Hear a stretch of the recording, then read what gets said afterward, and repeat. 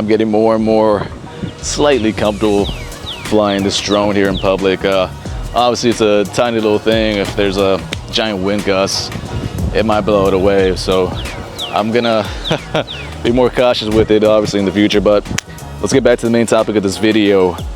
You see here, I'm parked outside of where I first started my kind of self-improvement bug, where I built that foundation in fitness and where everything pretty much started. You know, I was just this, like I say in my previous videos, this young 20-year-old just stepping inside of the gym for the first time, not knowing what to do, just figuring shit out. And thankfully I had one of my friends who, like I hammered this in, or I would talk about this in all my videos, who helped me out when I first started. But like I always say, I knew I couldn't rely on him. I had that self-agency and I knew I had to figure shit out now. But I didn't fully know what I was doing. I was just this lost kind of kid, just trying to figure out what kind of exercise I wanted to do and how to use all those machines. And I wasted probably 6 months, maybe a year, just getting comfortable inside the gym, but not knowing what I was doing in there.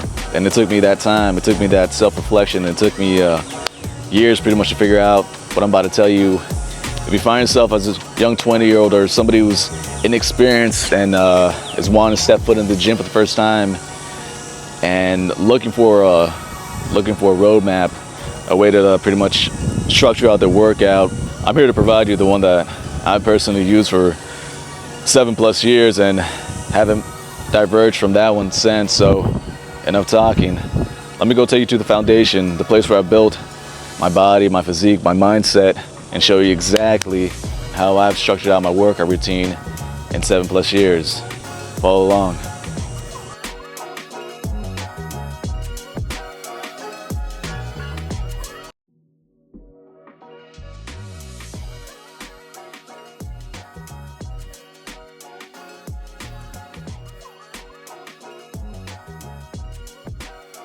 I hope you enjoyed that footage. Didn't crash it this time.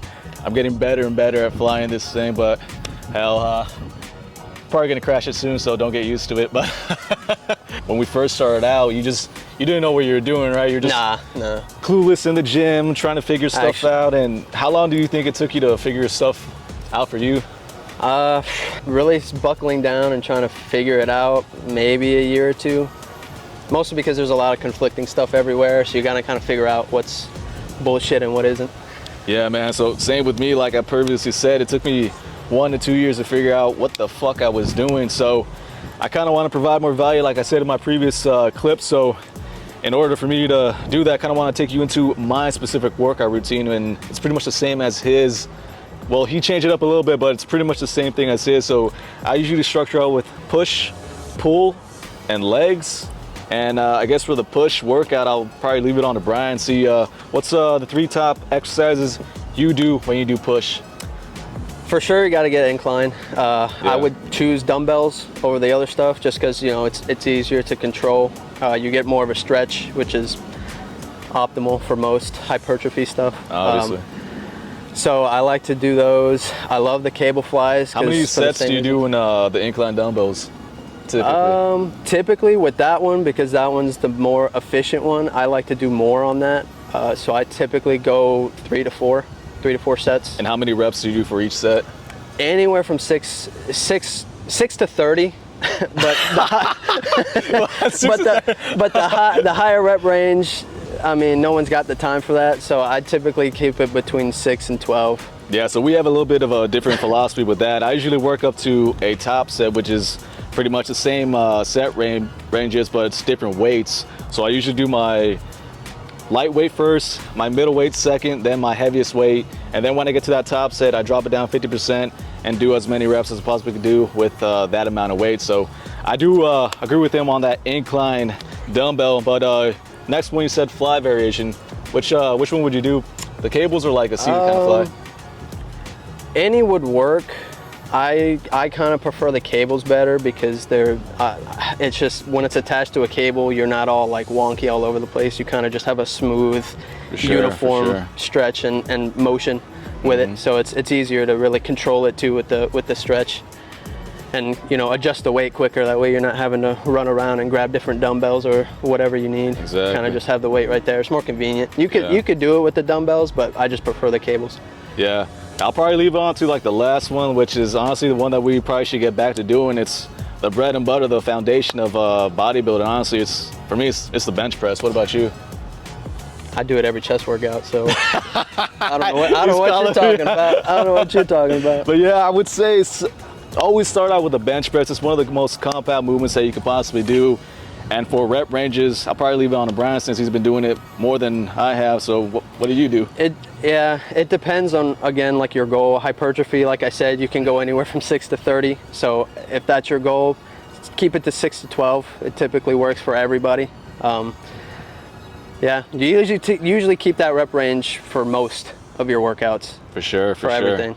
Yeah, so those are the top 3 exercises. I'll probably include B-roll and the whole entire workout split during this video. So, also, rest periods in between each set for your compound lifts, because you're incorporating a lot more of the different muscles. I would keep that around maybe 1.5 minutes to 2 minutes max.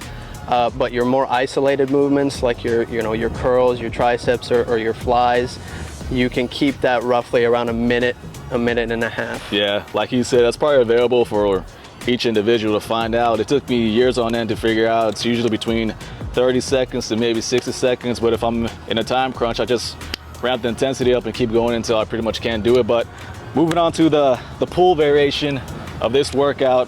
So probably leave it on to Brian. What's the #1 thing that you do for your pull workouts? Lately, for the past couple months, I've been doing pull-ups.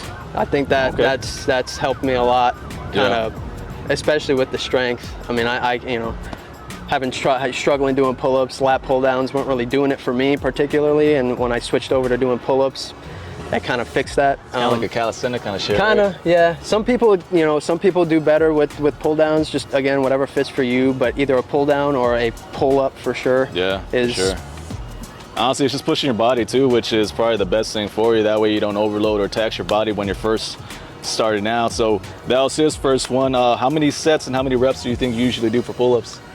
Pull-ups, because that's kind of a compound as well. I usually do about 3 or 4 because it's very taxing, and I'm trying to isolate other things at the same time, so I don't want to go too much on any particular exercise. Yeah, I probably agree with him with that one too. If you're starting your pull workout, I would honestly recommend doing pull-ups too, because that way you get warmed up for a whole entire workout. And I usually move on to my bread and butter when it comes to your pull variation, which is the T-bar row.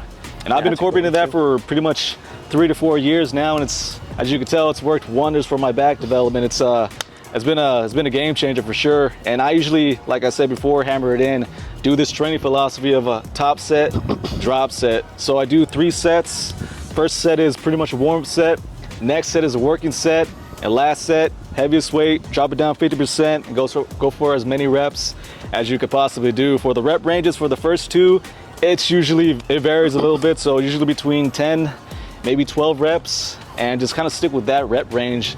And for the weight, that's an individual thing, so you got to figure that out yourself. So would you agree the T-bar row is probably one of the best back yeah, because it gets a lot of your mid back. It gets a lot of all of the smaller stuff in the middle that's kind of hard to get with traditional, like any lat movements.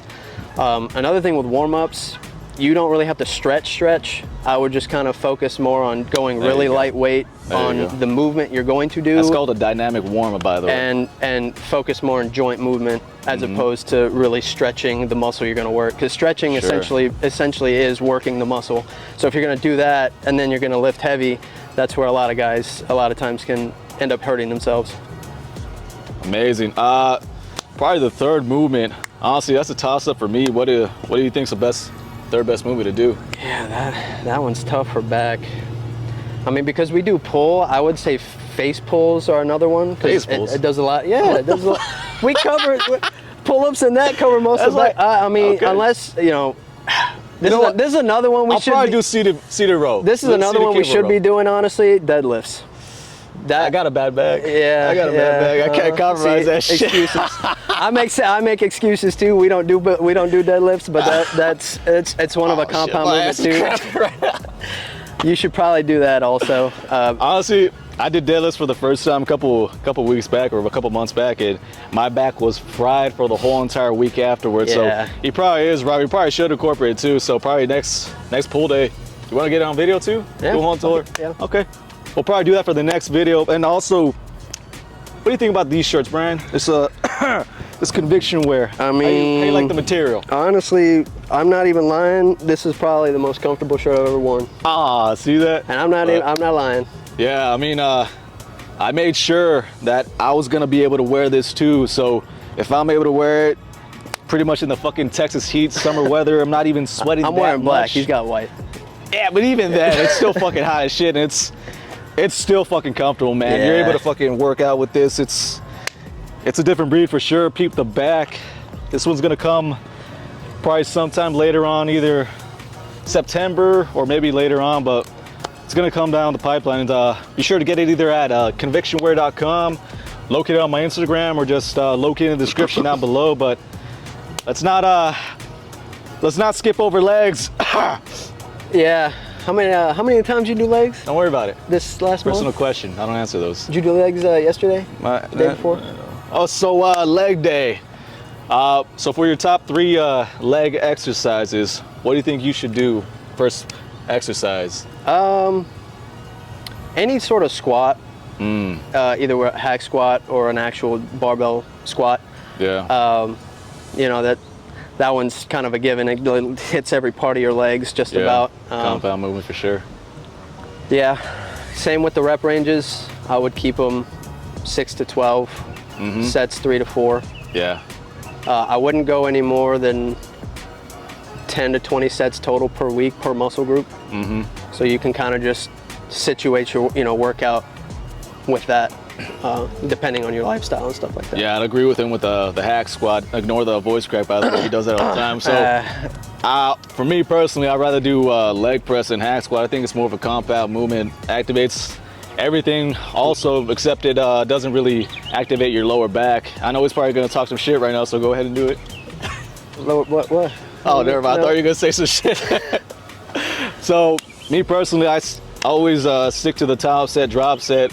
I probably should do more of his rep ranges and set ranges. That way I don't overload my body or tax it too. Especially if you're on your feet with work and you're constantly having sort of heavy lifting type of hands-on work, doing crazy volume with legs, you're just gonna end up taxing yourself. You're gonna be tired. You're not gonna have energy for anything. Yeah. You will overtrain very quickly. Yeah. But I'm gonna say the last and probably best thing that you should do if you only have these 3 exercises, you're in a time crunch. It's called the glute kickback, honestly. Yeah. Because why would you do it personally? The pump's great, first of all. It is good. It is good. It looks good, right? Yeah, it looks great. It looks great. It's fantastic. So why would you do the glute kickback? It's a good way to really isolate the glutes and target them specifically, because your glutes make up, was it 2 or 3 muscle groups? I think it does 3 muscle groups. Yeah, so it's kind of hard to target all of them in a squat, just because the hinge of your hip kind of determines what section of the glutes you're going to work, and doing glute kickbacks or even a Bulgarian split squat is going to really target. That one is probably my number 2, because it also kind of serves as a compound, but it mainly depending again on your hip hingement, it will really target the glutes even more. And kind of funny you're saying this right now, and I kind of realized, it dawned on me for a second. I haven't really done one of those intense old school leg day sessions like him and I used to do in the past. So this pretty much brings me up to the announcement that next video we're gonna do one of those old school leg day sessions. Probably won't do legs for a month after that. Yeah, you probably won't have to do legs for a month after that. So yeah, that's up for the next video. So yeah, do you think anything else that you would probably add onto this? No, that's pretty much all of it. I mean, most of the main workouts you want to focus on are your compound movements, because they knock out a lot of what you're trying to focus on. Yeah. Now, in terms of the macronutrient aspect, that's a whole different ballpark, whole different breed. So You know what? Let me go show you the number one place you should eat after your post-workout. I was gonna say something's missing, bro.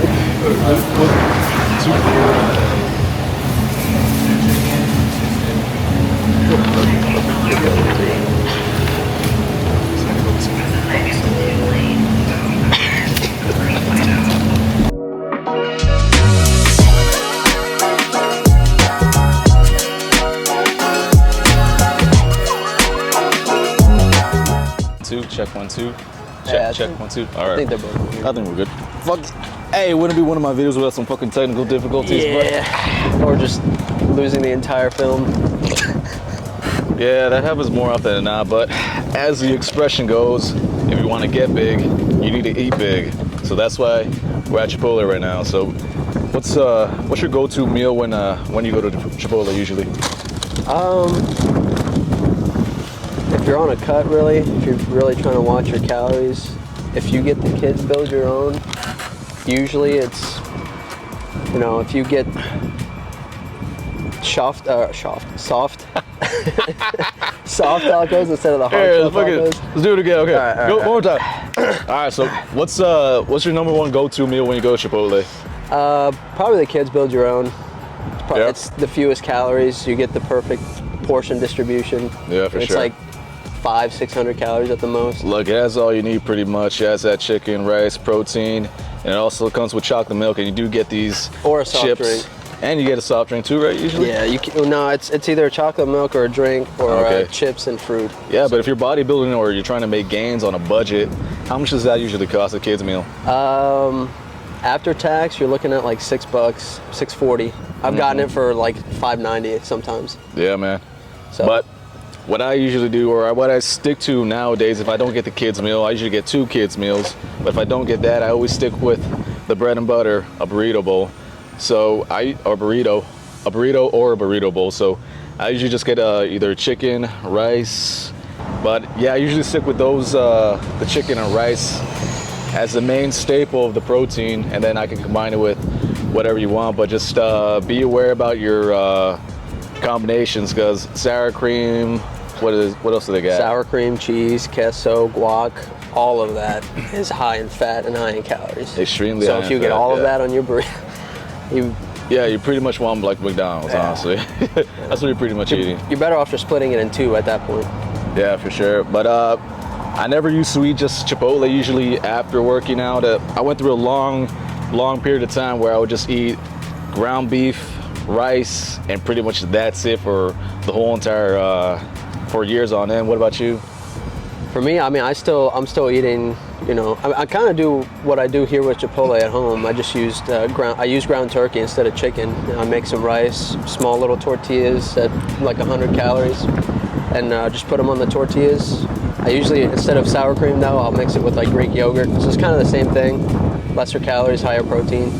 Yeah, so Brian's way better with the whole entire macronutrient aspect of working out. He's studied this, pretty much has more in-depth knowledge about it. So in terms of macronutrients, how would you calculate your own macros, or how do you recommend people to calculate or find out how they calculate their own macros? First thing probably would be the protein. The protein, just for easy, simple math, 1 gram per pound of body weight. In terms of grams of protein. So if you weigh 150, that's 150 grams of protein a day. Also, figure out what your calories are going to be first before you do the protein. And then after that, for males at least, or I guess typically you would figure out what percentage of fat that you need to eat from your total calories, whether that be 20, 30, 40% of your calories need to come from fat. You take that from your total calorie number, and then the rest of it is carbs. Yeah, for sure. So there are these other variations, bunch of diets, but the best course of advice, in my opinion, is there's this one quote by Stan Efferdine. He said, the best exercise is the one you could do, and the best diet is the one that you could follow. So whatever you could follow pretty much is the best course of advice. There's also these things called if it fits your macros, and pretty much means you could eat whatever. Yeah, you could eat whatever as long as it fits your caloric macros. And if you do find that out, just do what Brian said, and that's how you calculate your macros. But yeah, I think that's it, right? Pretty much, yeah. I mean, depending on your lifestyle too. If you're somebody who's like working a lot and on their feet, you might want to go with a higher carb diet because the carbs is where you get a majority of your energy from. So other than that, it's kind of just like he said, it's kind of just figuring out what fits best with you and something that you can actually stick to and follow through and through. And the way I go about it too is, people think like, oh, I got to eat chicken, rice, and broccoli all day. Nah. I have made, he can attest to this, I have made, there's all different kinds of things on the internet, YouTube, you can make whatever you want. Yeah. That's calorie friendly. It tastes good, high in protein. As of right now, I'm down. I think the most I lost, I gained a little bit of it back because I stopped for a little bit. I took a break. Yeah, but you know what? I'm actually going to include his cookbook or his meals right now. Struggling to see results? It's not just about working out. It's about what you eat too. Nutrition is the key to building muscle, burning fat, and feeling your best every day. As your online personal training team, we provide customized meal plans, easy to follow nutrition guidance, and expert support to fuel your fitness journey the right way. Let's build a plan that works for you. Click the link in the bio to get started today. So yeah, you don't have to eat chicken, rice, and broccoli. You can just be creative and figure out your macro splits like he said and kind of go based off of that and eat whatever you want. But what were you saying, Brian? I'm gonna be honest, I don't remember. I lost my train of thought, fucker. Keep going.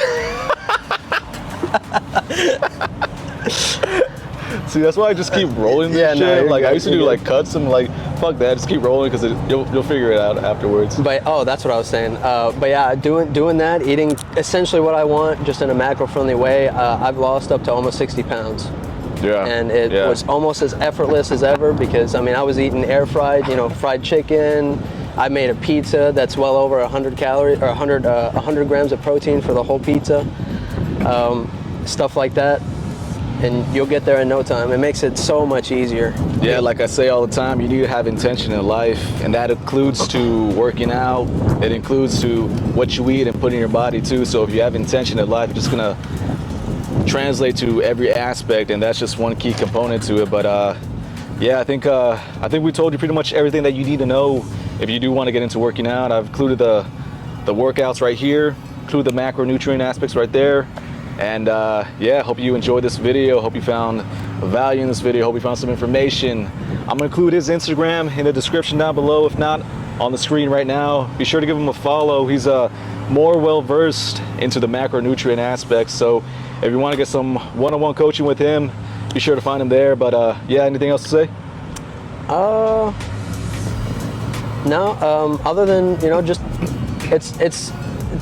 it's a lifestyle change. It's not going to be something like, oh, I'm going to lose and get shredded and then I'm going to stop, because then you're just going to lose the progress you made. So it's going to be a lifestyle change. So don't rush into it all at once. Don't just go head on and cut everything cold turkey.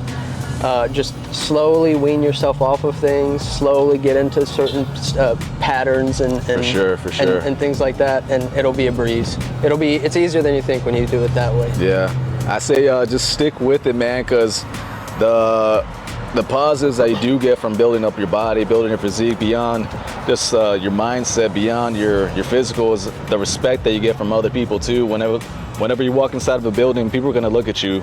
I don't know if you could attest to that too, Brian.